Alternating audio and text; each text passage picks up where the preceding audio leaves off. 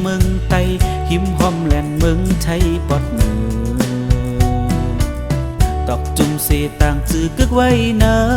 ปืนอ่อนห้องเมืองโตนเป็นเมืองค้าขายเข้าออกมนเสือข่าวลือจือเสียงเตอโตเมืองลอยอ่อนสาวหังเล่ายิงไตหังลีนาฮักก็มีนำกำจุงจันสีเล่เลยหบยาก็จับเจอก็เนินหาสองหักกันไปถึงตีเยินอ่านกำซ้ำตึดจันหาเลยขึ้นยาน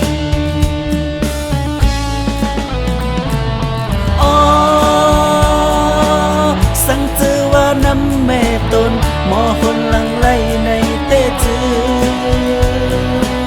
เก้าเคยให้มาคนหลังคืนลูกยิงไตเล่าหักอ่อนเตออกมานานเก้ามีตามถึกไหลก็เคยย้อนไหลหักแทงคำสอง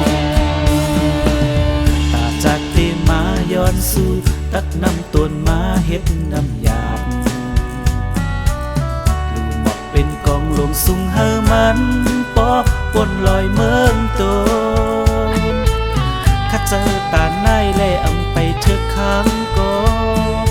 อ่านกันลงตายตกแม่น้ำต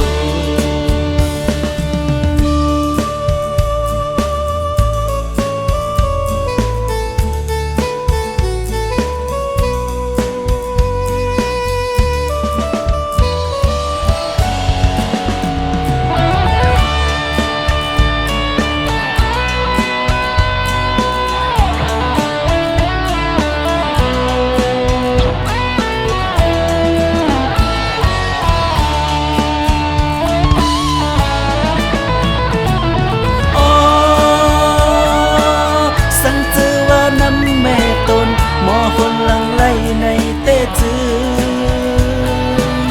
เก้าเคยให้มาคนหลังคืนลูกยิงไตเล่าหักอ่อนเตออกมานานเก้ามีตามถึกไหลก็เคยย้อนไหลหักแทงคำสองตาจากเตมาย้อนสู่ตักน้ำต้นมาเฮ็ดน้ำยาบ